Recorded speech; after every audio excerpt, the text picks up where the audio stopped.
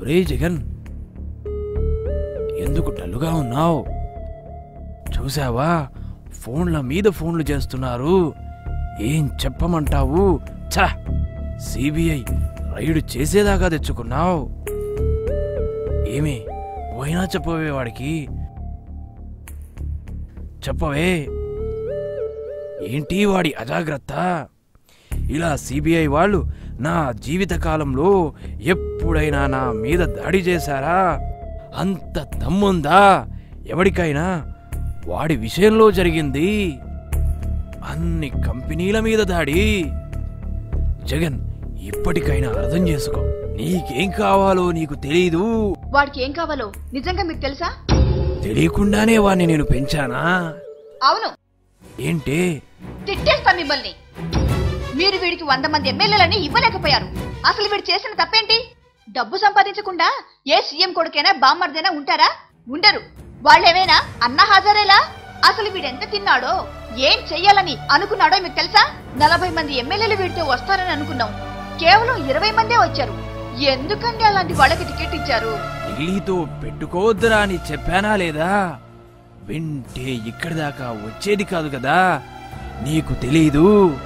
ఢిల్లీ గురించి ఎందుకు మాట్లాడుతున్నారు? సోనియా అమ్మని కాదని, ఎలాగే నా సొంత వాళ్లకు టికెట్లు ఇచ్చేది. ఇవ్వాలనే కదా. ఆవేదపడకమ్మా, నేను కూడా మింగాను కదమ్మా. సిబి అదే చెబుతుంది.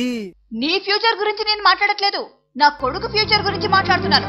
తప్పు చేసింది మీరు, వాడంటారేంటి? ఆగరా, ఏంట్రా ఇది? నేను తప్పు చేశానని తరంటుంది, నువ్వు తప్పు చేశావని నువ్వు వెళ్ళిపోతున్నావు. అసలేం జరుగుతుంది ఇక్కడ? ప్రతి ఒక్కరికి ఏం కావాలో ఏమివ్వాలో అని ఆలోచిస్తూ ఉంటాను. అది తప్ప?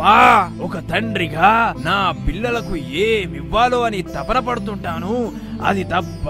మీకే కాదు, బంధువులంతా ఫ్రెండ్స్ అంతా కోట్లు సంపాదించేలా చూశాను. ఆఖరికి సూర్యుడు కూడా నా పేరు చెప్పుకొని కోట్లు సంపాదించుకునేలా చేశాను. హైకమాండ్ తో గొడవ వద్దురా, చెప్పు. నాకు అర్థం కావడం లేదు. నేనేం తప్పు చేశాను? మొత్తం మీరే చేశారు. నేనా? మొత్తం మీరే చేశారు నాన్న. చాలు నాన్న, చాలు. మీరు నా కోసం ఏమీ చేయలేదు. కనీసం 40 మంది ఎమ్మెల్యేలు ఇవ్వలేకపోయారు. ఈ గురించి ఏం ఆలోచించినా 1కి 1000 సార్లు ఆలోచిస్తాన్రా. అవును, నాకు తెలుసు. అసలు నాతో మాట్లాడితే కదా తెలిసేది నాకు సీఎం అవ్వాలనుందని. నా కళ్ళు చూసి తెప్పంది నాన్న. నా కోరిక అర్థం చేసుకోండి. బెంగళూరు పంపించేశారు. అక్కడ ఏముంది? గాలి జనార్దన్ రెడ్డి తప్ప. ఇక్కడ మాత్రం మీరు సీఎంగా దర్జాగా వెలిగి వెళ్ళిపోయారు. అందరూ నవ్వుతున్నారు నాన్న నన్ను చూచి. నేను ఇక్కడ రాజకీయంగా ఎదగాలనుకుంటే మీరు నన్ను ఢిల్లీ పంపించేశారు. వాడు వద్దు వీడు వద్దు అని నా చెయ్యి పట్టుకొని ఎందుకు నాన్న ఇలా చేశారు?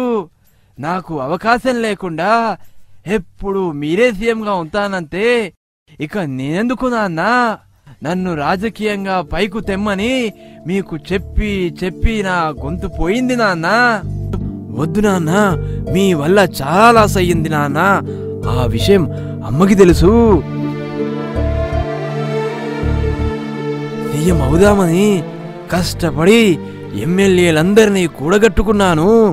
కానీ ఢిల్లీ అమ్మ దెబ్బ కొట్టింది నాన్న. అసలు నేనేమైపోతానోనని.